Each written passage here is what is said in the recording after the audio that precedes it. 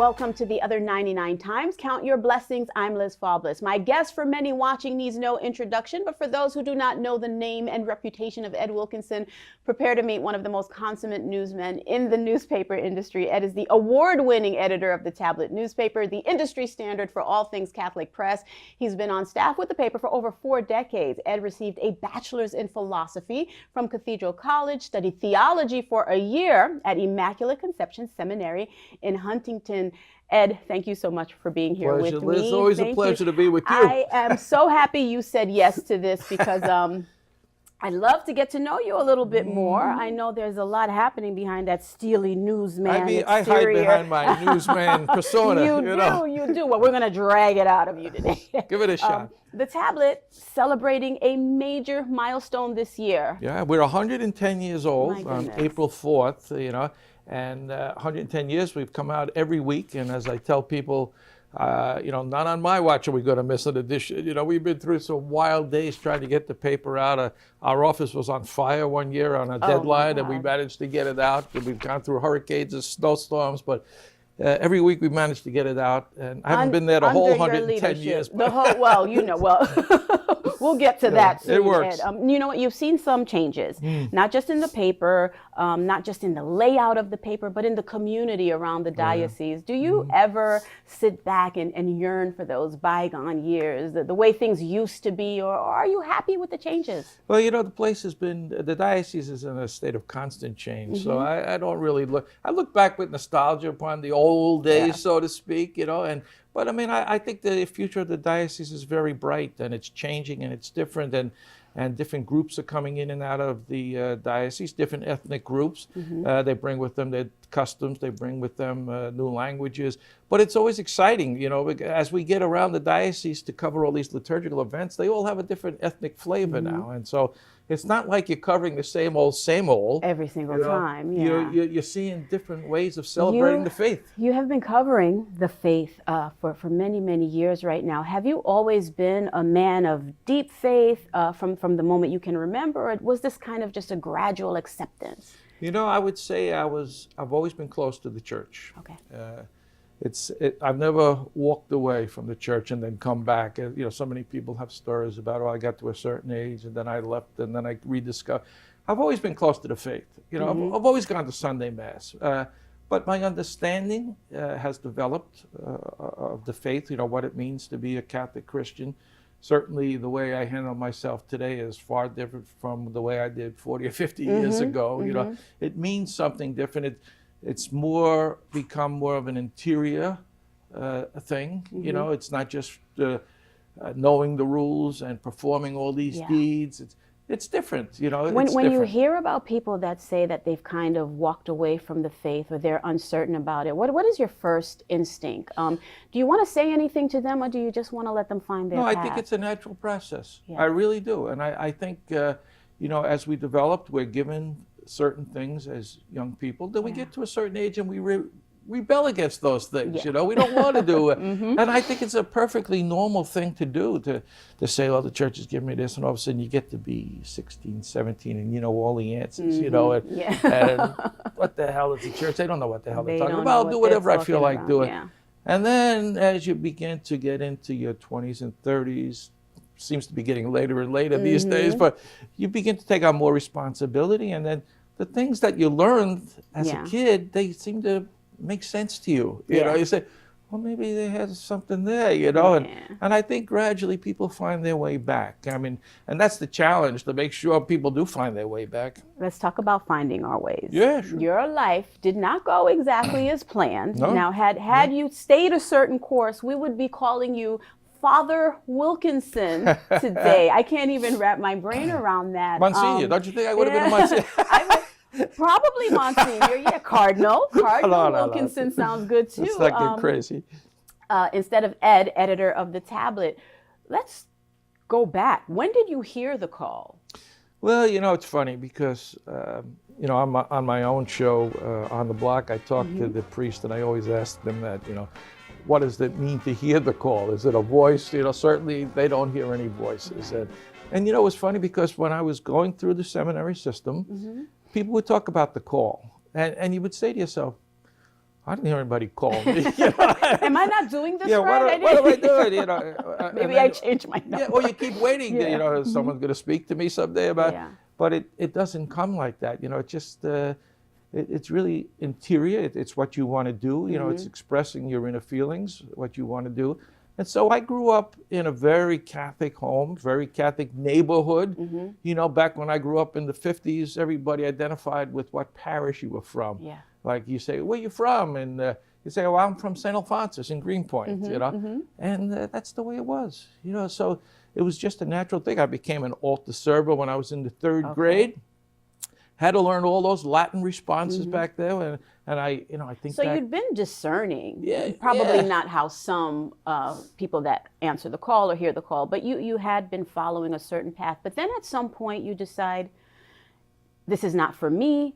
I'm not ready. How did the shift begin? The shift began, I think, during my college years. Okay. You know. You're getting on and you're beginning to think, and you know, you're being exposed to new kinds of ideas, and you're being challenged. And I have to say, in the seminary system, I went to the high school seminary, the college seminary, and then, as you said, I did a year in the major seminary. So 9 years I was in the program, so to speak. So you're invested in it, you know, and to pull away from that becomes more and more difficult as you progress through. But as I was going through my college years, you begin to learn new things. You begin to question things, you know, that maybe things weren't exactly the way they were. And then what am I doing and why am I doing this? And they challenged you in the seminary system, you know. They constantly said to you, if you're not convinced that you want to be a priest, then you should get out. See, that's an important point to make. I think the rationale for some people is that you're in the seminary and they're pushing you to be priests at all costs, kind of like a brainwashing method where they're just like, this is what you want to do. But they don't do that. They didn't do it in my day. They didn't do it in your day. Now, then again, we had much larger numbers back then. You could afford to challenge people. Okay. You know? But we started, we had 120 guys in my class in high school, 120. And of those 120, 12 became priests, which is 10%, which was the rate they told us when we went in, probably would get ordained, 10%. So that's what happened. But yeah, they challenge you all the time, you know, constantly asking you, are you sure? Is this what you want to do? Why do you want to do this? Think about it this way. You know? So it was a constant discernment going through, and sometimes it's very confusing because, you know, maybe you're not quite sure why you're doing it either. And you've got to come to a basic understanding within yourself before you can proceed at certain moments. So I had gotten to a certain point where I just had to answer the question, you know, am I certain I want to do this? And the answer was no. Okay. You know? All right. And it was a very difficult decision to make. You know, you got to remember this was the 60s. Yeah. Things were changing radically. Everything was changing. And you had 9 years under your belt. Yeah, I had 9 years under my belt, and all of a sudden, it's like an earthquake, you know. The earth is going like this, and you're saying, what the hell am I doing? You know, and you talk about, I know Bishop DiMarzio talks a lot about people having a difficult time making a commitment, permanent commitment to, well, boy, back in the 60s, you didn't make a permanent commitment to anything, you know. I mean, you were learning that things were just not the way they were. It's not black and white. Maybe everything is gray, you know. Maybe there are no absolutes, and you say everything's relative, and it's like it was. And then when we studied philosophy, I mean, in a sense, I almost left because I think I left the system because of all the things I learned in the seminary system. Oh wow! You know, because, how ironic. Yeah, they taught you how to think. They taught you how to question. You know, they taught you that, well, maybe everything is not the way you think it is, and it constantly questioning. So a difficult decision actually gave you tools, gave you strength, gave you 99s, if you will. You know, different ways to think about the world, and which I think is very admirable. You did make a commitment, however, a very good one, to Miss Sheila, your wife. Well, no, I didn't know Sheila at that time. No, okay. No, I didn't meet Sheila till much later on in life. Really? Oh, okay. You know what? Then this is a perfect this is a perfect moment to take a break. Okay. And we come back and we revisit. We're going to hear about Ed's family life when we return after he's made this very difficult decision. So please stay with us after this break. More on Ed Wilkinson and his journey from priesthood to editor of the tablet. Stay with us.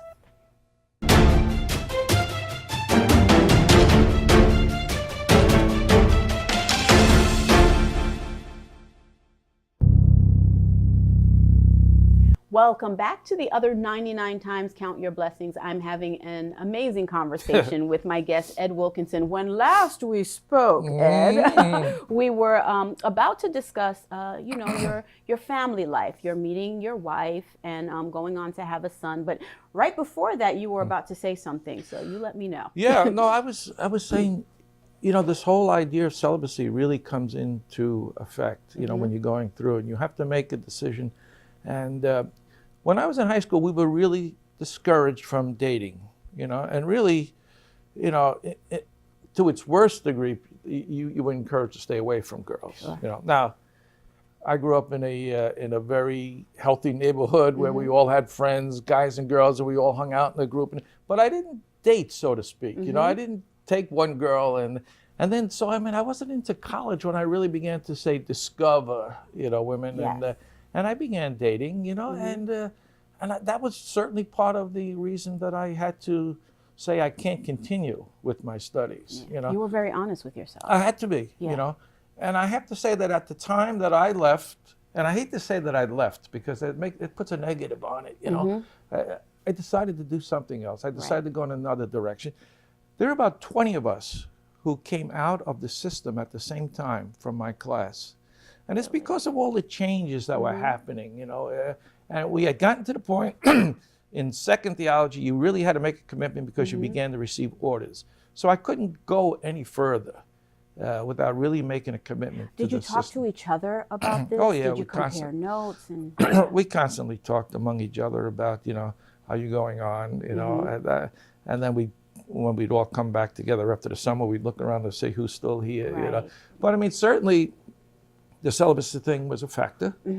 The ability to make a permanent commitment, I think I was terrified of making a permanent commitment at that point, just because of everything that was going on. And your entire life changes.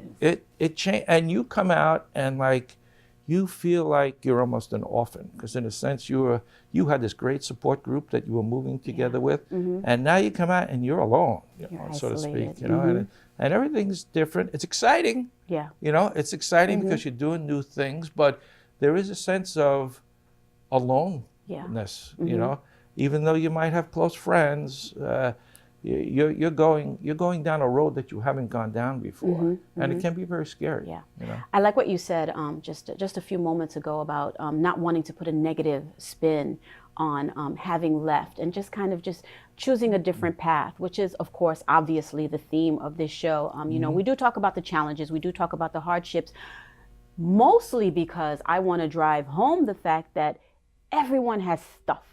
Everyone goes through something in their life, and it's all relative. Obviously, what could be great for someone else could be like, man, if you only knew what I'm going through in my life. But I appreciate that you're able to find the positive aspects of what you've been through so far.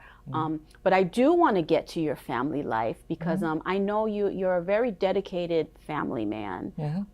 I've had the pleasure of meeting your family, and talk to me about that. What is that life like for you today in this society? Yeah. Well, I stayed single for a long time. Yeah. I didn't get... You were a bachelor. I was a baby. bachelor. I hung out there for a long time. And it's strange because I met my wife through a diocesan agency, actually. Wow. See, it's always been in the blood. My wife is the talented one in the family. I met her on stage, actually. She was performing with the Diocesan Theater Guild. Oh, wow. And she was the star of The Sound of Music, and I had been working behind the scenes on it. And that's how I met Sheila. I met her on the stage of Bishop Ford High School. Oh, very nice. Thanks to the Brooklyn Diocese. We have a couple here. Thanks to the late Monsignor Fanaro, who has since passed. But he was the one who introduced us. And he said to me, he said, come here, he says, I've got a girl for you. And of course, my back went up and I resisted. I said, well, leave me alone. I'm doing fine. I have no intention of getting married, just leave me alone. And I think we went on cat and mouse chase there for about a year before I finally said, okay, well, maybe I'll give this a shot. This might work. This might work out. And neither of us had ever been married. It's like we were out there waiting for each other, right. I think, and it clicked. And it clicked. You found each other, and You have a wonderful son. Yes, Ed who Wilkinson. also I have had the pleasure of meeting. We talk about our kids a lot, and we talk about the fact that how challenging it is to raise kids today in this society. They know everything, and they are just bombarded with social media, with tablets, iPads, and they tend to kind of pull away from us.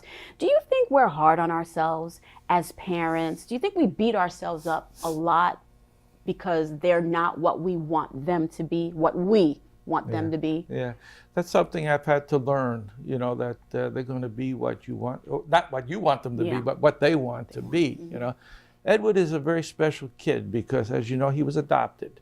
We got him when he was 6 weeks old. So, I mean, he's been with us all his life. For all intents and purposes, yes. We are the only parents that he's ever known. So he's a special kid. And you want to give them everything, all the things that you didn't have. And I'm not sure that's the right way to do it, But so as I look back, I say maybe I made some mistakes, that maybe I doted on him too much. I gave him things and I wanted to compensate, I mean, I grew up a poor kid. We didn't know we were poor, but we had nothing, When you look back, we had, and I look back now and I say, how did my parents do it? There were 4 of us. I had 3 sisters, and my father didn't make a lot of money. He was a custodian. He worked in the schools, and he didn't make a lot of money. And somehow we all went to college, and thanks a lot to the Catholic Church. Isn't it funny how much you appreciate when you don't know what you're missing? Yeah. Oh, absolutely. You don't think you're poor, But we were poor when I look back, and I look at what I have now, and I say, well, it's hard to imagine. But we try to give the kids everything we didn't have, and I'm not so sure that's the right thing. We should let them want for things, I think, once in a while. Because, I would always say, and I agree with you. I can relate in that I never gave her, I feel I don't give her something to reach for, because she's been handed so much in her life, and I can only speak for myself. Sometimes I feel I put her at a disadvantage. How do you now come back and say, I need to do better, I'm going to do better, even at the age that they are now? What do you say to yourself? I say to myself, you have to pull back a little bit. You can't sit on top of the kid and try to make him do everything that you would want to do. Like he started college and didn't like college. So he dropped out of college. He decided he wanted to study construction. Now, that might not have been my first choice for him. Right. But I says, it's not my choice to make. So I have to step back. It doesn't mean I don't love the kid. Of course. I love the kid to death. Yeah. But he's got to find his own way. And I've got to be conscious. I can't keep finding the way for him. I can't keep jumping in and rescuing him. He's going to make his mistakes.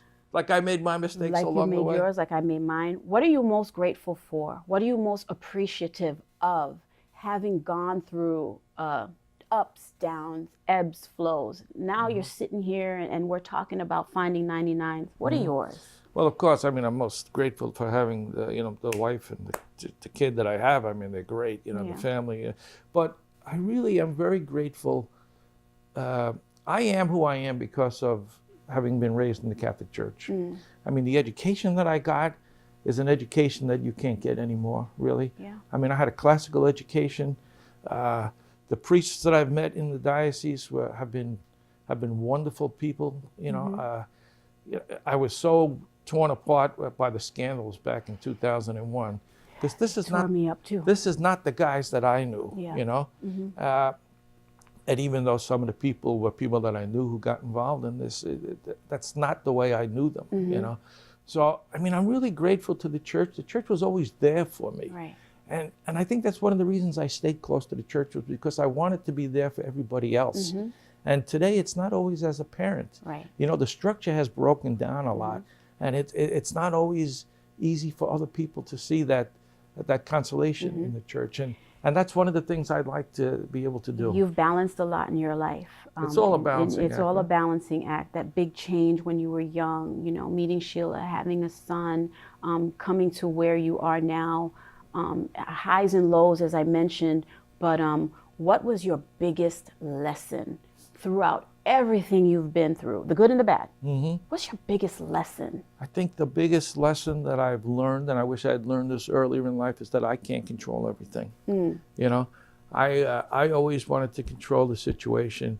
Sometimes you have to take a leap and do things that you don't want to do. And I always wanted to feel comfortable in what I did. Yeah. And sometimes you have to embrace being uncomfortable. And it's very difficult to do.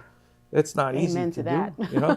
But I mean, I think the places where I've made the greatest growth in my life are the moments when I was really uncomfortable and didn't want to do, and was scared to death, you know, like getting married. You're here.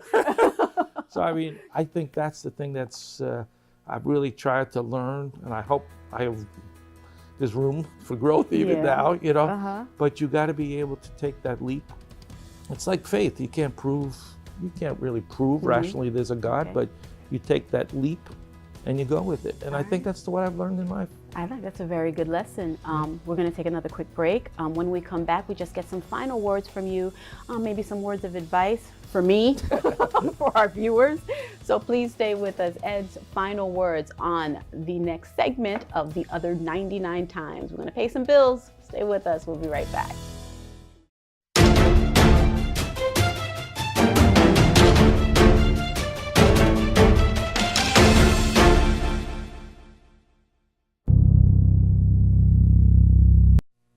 Welcome back to The Other 99 Times Count Your Blessings. I have had a wonderful time talking and getting to know you, Ed Wilkinson. Thank you so much for being on the program. Just some final words from you just about stuff you've learned in your many, many years in the Brooklyn Diocese, as a family man, as the editor of the tablet. Well, you know, I think one of the things, if I could give people advice, it would be to follow your passions, you know, do what you like to do.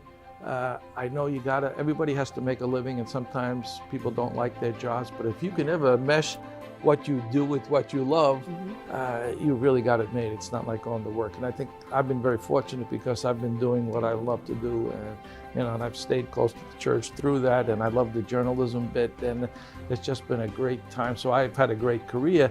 If you can make money at doing what you love to do, do it. You know, follow your dreams. Perfect advice. Thank you so much, Ed.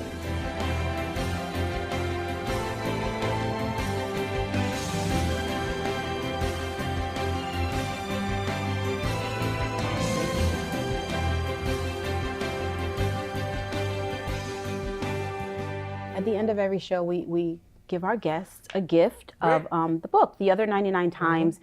Train Your Mind to Enjoy Serenity, for people that ask what the Times means. It, of course, inspired this show. Carlos Wallace is the author and also creative consultant. And we just hope when you read the pages, you continue to be encouraged, continue to be inspired, and just know that you have a support system from this show, from your family here, DeSales Net TV. And we're very proud of you, sir. Great. Very, very proud. Look forward Thank you to so reading much. it. Thank you so much. And thank you for joining us for another episode of The Other 99 Times Count Your Blessings. We had a great time with Ed Wilkinson, but tune in next week where we have another great guest, another wonderful story that we hope continues to encourage and inspire you. And remember, even at your lowest moments, I promise you, if you look deep inside, you will find your strength. The Other 99 Times Count Your Blessings. Next week, I'll be looking for you. Cut.